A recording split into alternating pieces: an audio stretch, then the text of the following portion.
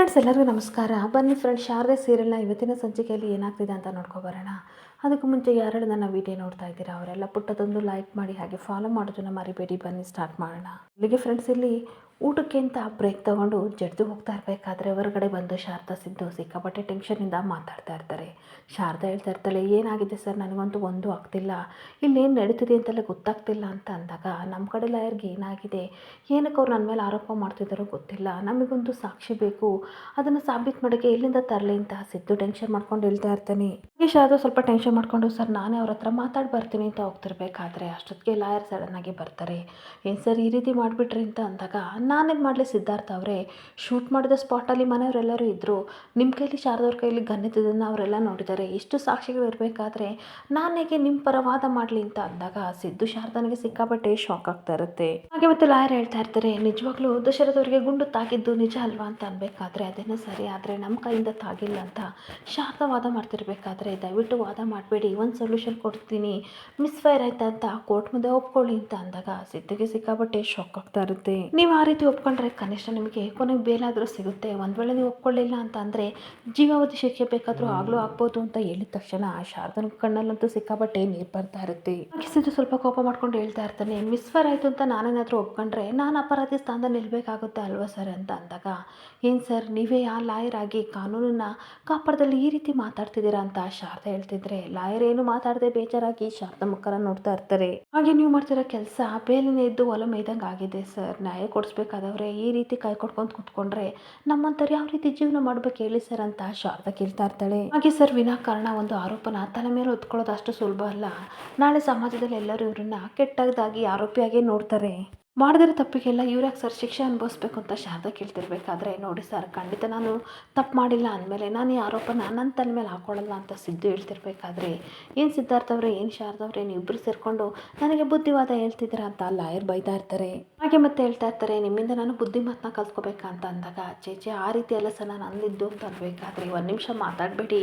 ನಿಮ್ಮ ಕೈಯಿಂದ ಮಿಸ್ಫೈರ್ ಆಯಿತು ಅಂತ ಒಪ್ಕೊಂಡ್ರೆ ಮಾತ್ರ ನಾನು ಈ ಕೇಸನ್ನ ತೊಗೋತೀನಿ, ಇಲ್ಲಾಂದ್ರೆ ಹೊರಟೋಗ್ತೀನಿ, ಬೇರೆ ಯಾರನ್ನಾದ್ರೂ ನೋಡ್ಕೊಡಿ ಅಂತ ಹೋಗ್ತಿರ್ಬೇಕಾದ್ರೆ, ಸರ್ ಪ್ಲೀಸ್ ಒಂದು ನಿಮಿಷ ನನ್ನ ಮಾತು ಕೇಳಿ ಸರ್ ಅಂತ ಶಾರದಾ ಸಿಕ್ಕಾಪಟ್ಟೆ ರಿಕ್ವೆಸ್ಟ್ ಮಾಡ್ಕೊತಾ ಇರ್ತಾಳೆ. ಸರ್ ಇಂಥ ಗಳಿಗೆ ನೀವು ಬಿಟ್ಟೋಗ್ತೀನಿ ಅಂತ ಹೇಳ್ತಿದ್ದೀರಲ್ಲ, ಕೊನೆ ಮೂಮೆಂಟಲ್ಲಿ ನಾವು ಯಾವ ಲಾಯರ್ನ ಕರ್ಕೊಬರಲಿ, ದಯವಿಟ್ಟು ಅರ್ಥ ಮಾಡ್ಕೊಳ್ಳಿ ಸರ್ ಅಂತ ರಿಕ್ವೆಸ್ಟ್ ಮಾಡ್ಕೊತಿರ್ಬೇಕಾದ್ರೆ, ನನ್ನನ್ನು ರಿಕ್ವೆಸ್ಟ್ ಮಾಡ್ಕೋಬೇಡಮ್ಮ, ನಿಮ್ಮ ಗಂಡನ ರಿಕ್ವೆಸ್ಟ್ ಮಾಡ್ಕೊಳ್ಳಿ, ಅವರು ಮಿಸ್ಫೈರ್ ಆಯಿತು ಅಂತ ಒಪ್ಕೊಂಡ್ರೆ ಮಾತ್ರ ಈ ಕೇಸನ್ನ ತೊಗೋತೀನಿ, ಇಲ್ಲಾಂದರೆ ಇಲ್ಲಿಂದ ಹೊರಟೋಗ್ತೀನಿ ಅಂತ ಲಾಯರ್ ಹೋಗ್ತಾ ಇದ್ರೆ ಇವರಿಬ್ಬರಿಗೂ ಸಿಕ್ಕಾಪಟ್ಟೆ ಟೆನ್ಷನ್ ಆಗ್ತಾ ಇರುತ್ತೆ. ಹಾಗೆ ದೀಪ ಅವರಿಬ್ಬರು ಅಳೋದನ್ನ ನೋಡಿ, ಅಮ್ಮ ಅಪ್ಪನ ಬಿಡಲ್ವಾ ಅಂತ ಅಂದಾಗ ಶಾರದಾ ಏನು ಮಾತಾಡೋಕ್ಕಾಗದೆ ದೀಪನ ಹಗ್ ಮಾಡಿಕೊಂಡು ಕಣ್ಣೀರಾಗ್ತಾ ಇದ್ರೆ, ಇನ್ನೊಂದು ಕಡೆ ಜ್ಯೋತಿಕಾ ನನ್ನ ಪ್ಲಾನ್ ಸಕ್ಸಸ್ ಆಯ್ತಂತ ಲಾಯರ್ ಕಡೆ ತಿರುಗಿ ನೋಡಿ ಸೂಪರ್ ಅಂತ ಹೇಳ್ತಾ ಇದ್ರೆ, ಈ ಕಡೆ ಶಾರದಾ ಕಡೆ ಲಾಯರು ಸಿಕ್ಕಾಪಟ್ಟೆ ಖುಷಿ ಪಡ್ತಾ ಇರ್ತಾನೆ. ಹಾಗೆ ಲಾಯರ್ನ ಯಾವ ರೀತಿ ಮೀಟ್ ಮಾಡಿದ್ದು ಅಂತ ಜ್ಯೋತಿಕಾ ನೆನಪಿಸ್ಕೊಂಡು ನಗಾಡ್ತಾ ಇರ್ತಾಳೆ. ಒಂದಿನ ಜ್ಯೋತಿಕಾ ಲಾಯರ್ನ ಮೀಟ್ ಮಾಡ್ತಾ ಇರ್ತಾಳೆ. ಲಾಯರ್ ಬಂದ್ಬಿಟ್ಟು, ಏನು ಮೇಡಮ್ ನನ್ನನ್ನು ಕರೆದ್ರಲ್ಲ ಅಂತ ಕೇಳಬೇಕಾದ್ರೆ, ಏನಿಲ್ಲ ಸರ್, ನಮ್ಮ ಡ್ಯಾಡ್ಗೆ ಸಿದ್ದು ಶೂಟ್ ಮಾಡಿದ್ದಾನೆ, ಖಂಡಿತ ಅವನಿಗೆ ಶಿಕ್ಷೆ ಆಗಲೇಬೇಕು, ಹಾಗೆ ನೀವು ಕೇಸಿಂದ ನೀವು ಸೋಲ್ಲೇಬೇಕು ಅಂತ ಅಂದಾಗ, ಯಾಕೆ ಮೇಡಮ್ ಈ ರೀತಿ ಕೇಳ್ತಿದ್ದೀರಾ ಅಂತ ಅಂದಾಗ, ನನಗೆ ಅದೆಲ್ಲ ಗೊತ್ತಿಲ್ಲ, ಈ ಕೇಸ್ನಿಂದ ನೀವು ಸೋಲ್ಲೇಬೇಕು, ಹಾಗೆ ನಿಮ್ಮ ಮನೇಲಿ ನಿಮ್ಮ ಮಗ ಮೆಡಿಕಲ್ ಕಾಲೇಜ್ಗೆ ಸೇರಿಕೊಂಡು ಮೆಡಿಕಲ್ ಮಾಡಬೇಕಂತ ಅಂದ್ಕೊಂಡಿದ್ದಾನೆ, ಆದರೆ ಅವನಿಗೆ ಸೀಟ್ ಸಿಗ್ತಿಲ್ವಂತೆ, ದೊಡ್ಡ ಗಲಾಟೆ ಆಗ್ತಿದೆ ಅಂತೆ ಮನೇಲಿ ಅಂತ ಕೇಳಬೇಕಾದ್ರೆ, ಈ ವಿಷಯ ಎಲ್ಲ ನಿಮ್ಗೆ ಹೆಂಗೆ ಗೊತ್ತಾಯಿತು, ಅದು ನನ್ನ ಪರ್ಸ್ನಲ್ ವಿಷಯ, ಅದನ್ನೆಲ್ಲ ಮಾತಾಡಬೇಡಿ ಅಂತ ಲಾಯರ್ ಹೇಳ್ತಾ ಇರ್ತಾರೆ. ಹಾಗೆ ಮತ್ತು ಜ್ಯೋತಿಕಾ ಹೇಳ್ತಾ ಇರ್ತಾಳೆ, ನೋಡಿ ಸರ್, ನಿಮ್ಮ ಮಗ ಕೇಳ್ತಿರೋ ಕಾಲೇಜಲ್ಲಿ ನನ್ನ ಫ್ರೆಂಡು ಅಪ್ಪ ಪ್ರಿನ್ಸಿಪಲ್ ಆಗಿದ್ದಾರೆ, ನೀವು ಅಂತ ಅಂದರೆ ಅವನಿಗೆ ಅಲ್ಲೇ ಸೀಟ್ ಕೊಡ್ತೀನಿ, ಒಳ್ಳೆ ಕಾಲೇಜು ಸಿಕ್ತಂಗೆ ಆಗುತ್ತೆ, ಏನಂತೀರಾ ಅಂತ ಅನ್ಬೇಕಾದ್ರೆ, ಗ್ಯಾರಂಟಿ ಏನು ಮೇಡಮ್ ಅಂತ ಅಂದಾಗ, ಈ ಜ್ಯೋತಿಕಾ ಯಾವತ್ತೂ ಮಾತೇ ತಪ್ಪಲ್ಲ, ನನಗೆ ಬೇಕಾ ಸಹಾಯ ನೀವು ಮಾಡಿದರೆ ಖಂಡಿತ ನಿಮಗೆ ಏನು ಬೇಕು ಅದನ್ನು ಮಾಡ್ತೀನಿ ಅಂತ ಅಂದಾಗ, ಓಕೆ ಮೇಡಮ್, ಇಷ್ಟು ವರ್ಷ ನೀತಿ ನ್ಯಾಯಪರವಾಗಿ ನಿಂತಿದ್ದೆ, ಅದನ್ನೆಲ್ಲ ಪಕ್ಕಕ್ಕಿಟ್ಟು ನನ್ನ ಮಗನಿಗೋಸ್ಕರ ಈ ಕೆಲಸನ ಮಾಡ್ತೀನಿ ಅಂತ ಹೇಳಿದ ಮಾತೆಲ್ಲ ನೆನಪು ಮಾಡಿಕೊಂಡು ಜ್ಯೋತಿಕಾ ಸಿಕ್ಕಾಪಟ್ಟೆ ಲಾಯರ್ ನೋಡಿಕೊಂಡು ನಗಾಡ್ತಾರೆ ಇರ್ತಾಳೆ. ಹಾಗೇನೊಂದು ಕಡೆ ಶಾರದಾ ಸಿಕ್ಕಾಪಟ್ಟೆ ಕಣ್ಣೀರು ಹಾಕೊಂಡು ದೀಪಿಗೆ ನೀರು ಕುಡ್ಸೋಕ್ಕೆ ಅಂತ ನೀರು ತಗೊಂಡು ಹೋಗ್ತಿರ್ಬೇಕಾದ್ರೆ, ಶಾರದಾ ಒಂದು ನಿಮಿಷ, ಏನು ಯಾವಾಗಲೂ ಮೂರೊತ್ತು ಈ ರೀತಿ ಕಣ್ಣೀರು ಹಾಕೊಂಡು ನಿಂತ್ಕೋತೀಯಲ್ಲ, ನಿನಗೆ ಮಾಡೋಕ್ಕೆ ಕೆಲಸ ಇಲ್ವಾ, ಆ ಸಿದ್ದು ತಾನೇ ನೀನು ಹಾಳು ಮುಂಜಿ ಮುಖ ನೋಡಿಕೊಂಡು ಅದು ಯಾವ ರೀತಿ ಲವ್ ಮಾಡಿ ಮದ್ವಾದ್ನೋ ಅಂತ ಅನ್ಬೇಕಾದ್ರೆ, ಇನ್ನೇನು ಮಾಡೋದು ಜ್ಯೋತಿಕಾ, ನನ್ನ ಸುತ್ತಮುತ್ತ ಇರೋರೆಲ್ಲ ಕೆಟ್ಟವರು, ನಮ್ಮನ್ನು ಅಳಿಸ್ಬೇಕಂತಲೇ ಹುಟ್ಟಿರ್ಬೇಕಾದ್ರೆ ನಾವೇನು ಮಾಡೋಕ್ಕಾಗುತ್ತೆ ಅಂತ ಅಂದಾಗ, ಹೌದು ಹೌದು ಮಾಡಿದುಂಡ ಮಾರಾಯ ಅಂತ ಕೆಲಸ ಮಾಡಿದೆಯಲ್ಲ, ಅದಕ್ಕೆ ಅನುಭವಿಸ್ತಿದ್ದೆ ಬಿಡು ಅಂತ ಜ್ಯೋತಿಕಾ ಟೀಸ್ ಮಾಡ್ತಾ ಇರ್ತಾಳೆ. ಹಾಗೆ ಮತ್ತೆ ಟೀಸ್ ಮಾಡ್ತಾ ಇರ್ತಾಳೆ, ಏನು ಕೇಸ್ ಉಲ್ಟಾ ಹೊಡಿತಾ, ನೀನು ಅಂದ್ಕೊಂಡಿದ್ದೇನು ಆಗಲಿಲ್ವಾ, ಈಗೇನು ಮಾಡ್ತೀಯ ಅಂತ ಅನ್ಬೇಕಾದ್ರೆ, ನೋಡು ಜ್ಯೋತಿಕಾ, ದಯವಿಟ್ಟು ನನಗೆ ಸಿಕ್ಕಾಪಟ್ಟೆ ಬೇಜಾರಾಗಿದೆ, ನೀನು ಕೇಳ್ಕೊಳ್ಳೋ ಮಾತನ್ನ ಕೇಳುವಷ್ಟು ಪೇಷನ್ಸು ನನಗಿಲ್ಲ, ನನ್ನ ಪಾಡಿ ನನ್ನನ್ನು ಬಿಟ್ಬಿಡು ಅಂತ ಕೈ ಮುಗಿತಾ ಇರ್ತಾಳೆ. ಜ್ಯೋತಿಕಾ ಮತ್ತೆ ಹೇಳ್ತಾ ಇರ್ತಾಳೆ, ಕಮಾನ್ ಶಾರದಾ, ಈ ಮೂಮೆಂಟ್ನ ನಾನು ಎಂಜಾಯ್ ಮಾಡಬೇಕಲ್ವಾ, ಸಿದ್ದು ನಿನಗೋಸ್ಕರ ಎಷ್ಟು ರಿಸ್ಕ್ ತೊಗೊಂಡಿದ್ದೆ, ನೀನು ಮಾಡಿರೋ ತಪ್ಪನ್ನ ಮುಚ್ಚಾಕಿ ಅವ್ನು ನಾನು ಮಾಡಿದ್ದೀನಿ ಅಂತ ಜೈಲು ಸೇರ್ತಾ ಇದ್ದಾನೆ, ಎಲ್ಲ ನಿನ್ನಿಂದಲೇ ಆಗಿದ್ದು ಅಂತ ಬೈತಾ ಇರ್ತಾಳೆ. ಹಾಗೆ ದೊಡ್ಡ ಮಹಾಭಾವ ಏನೋ ಒಂದು ದೊಡ್ಡ ಸಾಧನೆ ಮಾಡಿದ್ದೀನಿ ಅಂತ ಅಂದ್ಕೊಂಡಿದ್ದಾನೆ, ಅವನ ಅದೃಷ್ಟ ಆಗ್ತೀಯ ನೀನು ಒಂದು ಲೈಫಲ್ಲಿ ಅಂತ ಅಂದ್ಕೊಂಡಿದ್ರೆ ನೀನು ದುರದೃಷ್ಟದ ದೆವ್ವಾಗ್ಬಿಟ್ಟಿದ್ಯಾ, ಅವನ ಲೈಫ್ನೇ ಸ್ಪಾಯ್ಲ್ ಮಾಡಿಬಿಟ್ಟಲ್ಲ ಶಾರದಾ ಅಂತ ಬೈತಾ ಇದ್ರೆ ಇವಳಿಗಂತೂ ಸಿಕ್ಕಾಪಟ್ಟೆ ಬೇಜಾರಾಗ್ತಾ ಇರುತ್ತೆ. ಈ ಶಾರದಾ ಕಣ್ಣೀರು ಹಾಕೊಂಡು ನಿಂದಮ್ಮಯ್ಯ ಅಂತೀನಿ, ನಮ್ಮ ನಮ್ಮನ್ನು ಇರೋಕೆ ಬಿಟ್ಬಿಡು, ನನಗೆ ಸಿಕ್ಕಾಪಟ್ಟೆ ಬೇಜಾರಾಗಿದೆ ಅಂತ ಅಂದಾಗ, ವಾವ್ ಶಾರದಾ ನೀನು ಕೈ ಮುಗಿದನ್ನು ನೋಡಿದರೆ ನನಗೆ ಸಿಕ್ಕಾಪಟ್ಟೆ ಖುಷಿ ಆಗ್ತಿದೆ ಅಂತ ಅನ್ಬೇಕಾದ್ರೆ, ನಿನಗೆ ಖುಷಿ ಆಗುತ್ತೆ ಅಂತ ಅಂದರೆ ಎಷ್ಟು ಸಲ ಬೇಕಾದ್ರೂ ನಿನ್ನ ಕಾಲಿಟ್ಕೋತೀನಿ, ಸಿದ್ಧ ಸರಿಗೆ ಮಾತ್ರ ಏನು ಶಿಕ್ಷೆನೂ ಕೊಡಿಸ್ಬೇಡ ಪ್ಲೀಸ್ ಅಂತ ತುಂಬ ರಿಕ್ವೆಸ್ಟ್ ಮಾಡ್ತಾ ಇರಬೇಕಾದ್ರೆ ನಗಾಡ್ತಾ ಇರ್ತಾಳೆ. ಓ ಮೈ ಗಾಡ್ ಯಾವ ಮಟ್ಟಕ್ಕೆ ಬಂದುಬಿಟ್ಟೆ ಶಾರದಾ, ನಿನ್ನ ನೋಡಿ ನನಗೆ ನಗು ಬರ್ತಿದೆ ಅಂತ ಅಂದಾಗ, ಹೇಗಾದರೂ ಮಾಡಿ ಸಿದ್ಧ ಸರ್ನ ಬಿಡಿಸ್ಕೊಡು ಅಂತ ಅಂದಾಗ, ಇವಾಗ ನನ್ನ ಕೈಲಿ ಆಪರ್ಚುನಿಟಿ ಆಗಲಿ ಆಪ್ಷನ್ಸ್ ಆಗಲಿ ಏನೂ ಇಲ್ಲ, ಎಲ್ಲ ನಿನ್ನ ಕೈಲೇ ಇದೆ, ಸಿದ್ಧನ ಬಿಡಿಸ್ಕೋಬೋದು ಅಂತ ಅಂದಾಗ, ಏನು ನನ್ನ ಕೈಲಿದೆಯಾ ಸಿದ್ಧ ಸರ್ಗೋಸ್ಕರ ಪ್ರಾಣ ಬೇಕಾದರೂ ಕೊಡ್ತೀನಿ ಏನು ಅಂತ ಅನ್ಬೇಕಾದ್ರೆ,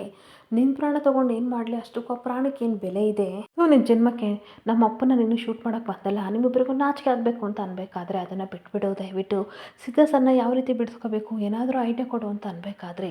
ವೆರಿ ಸಿಂಪಲ್ ಆ್ಯಂಡ್ ಸಿಂಪಲ್ ಏನು ಗೊತ್ತಾ, ನೀನು ಡೈರೆಕ್ಟಾಗಿ ಕೋರ್ಟ್ ಒಳಗಡೆ ಹೋದ ತಕ್ಷಣ ಕಟ್ಕಟೆಯಲ್ಲಿ ನಿಂತ್ಕೊಂಡಿದ್ದು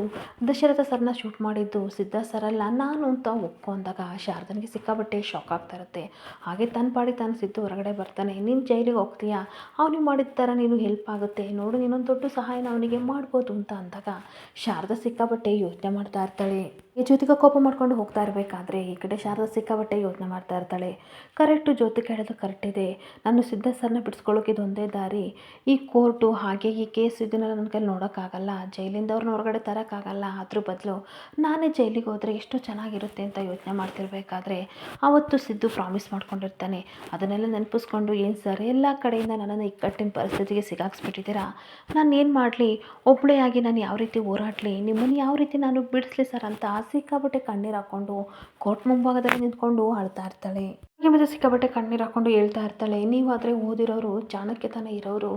ನೀವಾದರೆ ಹೇಗಾದರೂ ನನ್ನನ್ನು ಜೈಲಿಂದ ಕರ್ಕೊಬರ್ತಿದ್ರಿ, ನಾನು ಜೈಲಿಗೆ ಹೋಗಿದ್ರೆ ಸರಿ ಆಗ್ತಿತ್ತು, ಇವಾಗ ನನಗೆ ಏನೂ ಗೊತ್ತಾಗ್ತಿಲ್ಲ, ಏನು ಮಾಡಲಿ, ಯಾರು ಸಹಾಯ ಕೇಳಲಿ ಒಂದು ಗೊತ್ತಾಗ್ತಿಲ್ಲ ಸರ್, ನಿಮ್ಮನ್ನು ಯಾವ ರೀತಿ ಹೊರಗಡೆ ತರಲಿ ಅಂತ ಸಿಕ್ಕಾಬಟ್ಟೆ ಕಣ್ಣೀರು ಹಾಕ್ತಾ ಇರ್ತಾಳೆ. ಹಾಗೆ ಇನ್ನೊಂದು ಕಡೆ ಆಫ್ಟರ್ನೂನ್ ಲಂಚ್ ಮುಗಿಸ್ಕೊಂಡು ಈ ಕಡೆ ಕೋರ್ಟ್ ಸ್ಟಾರ್ಟ್ ಆದಾಗ ಎಲ್ಲರೂ ಸಹ ಬಂದು ಕೋರ್ಟ್ ಒಳಗಡೆ ಕೂತಿದ್ರೆ ಸಿದ್ಧನ ಕಟ್ಕಟೆಯಲ್ಲಿ ನಿಲ್ಲಿಸಿರ್ತಾರೆ.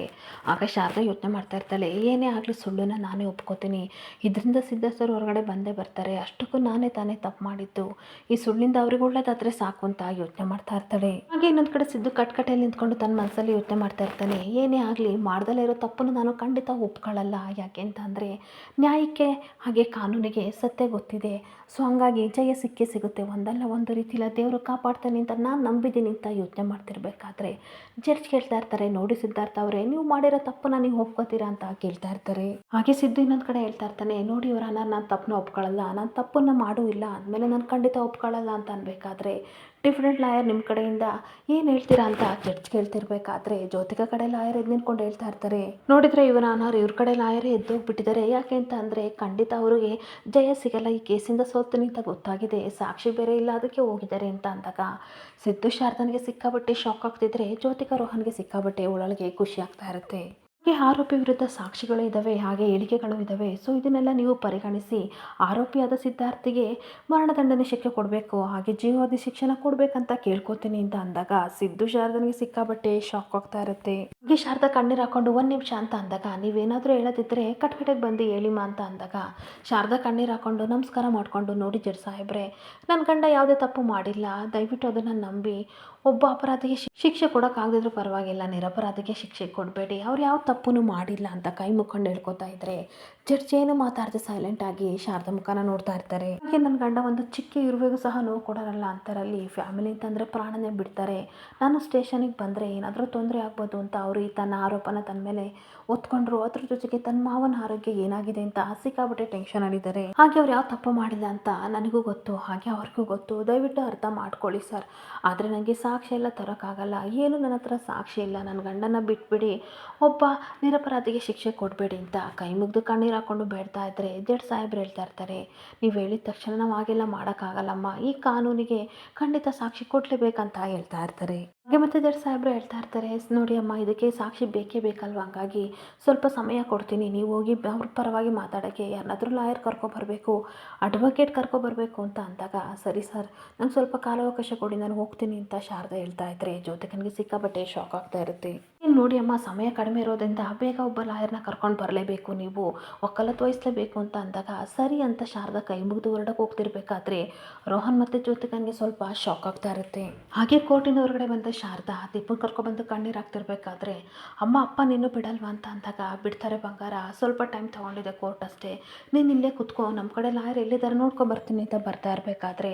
ಜ್ಯೋತಿಕಾ ಲಾಯರ್ ಹತ್ರ ಮಾತಾಡ್ತಾ ಇರ್ತಾಳೆ. ಹಾಗೆ ನಿಮ್ಮಿಂದ ನನಗೆ ದೊಡ್ಡ ಉಪಕಾರ ಆಯಿತು, ನೀವು ಇಲ್ಲಿಲ್ಲ ಅಂತ ಅಂದಿದ್ರೆ ಈ ಕೇಸ್ ಸೋಲ್ತಾ ಇರಲಿಲ್ಲ, ಖಂಡಿತ ಗೆದ್ದುಬಿಡೋದು, ಆಮೇಲೆ ನನಗೆ ಕಷ್ಟ ಆಗ್ತಿತ್ತು, ತೊಗೊಳ್ಳಿ ನಿಮ್ಮ ಮಗನ MBBS ಸೀಟ್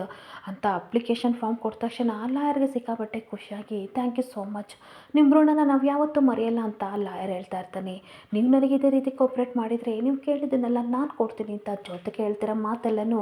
ಶಾರದಾ ಕೇಳಿಕೊಂಡು ಸಿಕ್ಕಾಪಟ್ಟೆ ಶಾಕ್ ಆಗಿ ನಿಂತ್ಕೋತಾಳೆ. ಇನ್ನೊಂದು ಕಡೆ Jyothika 1 second thank you sir ಅಂತ ಹೇಳಿ ಹೊರಟೋಗ್ತಿರ್ಬೇಕಾದ್ರೆ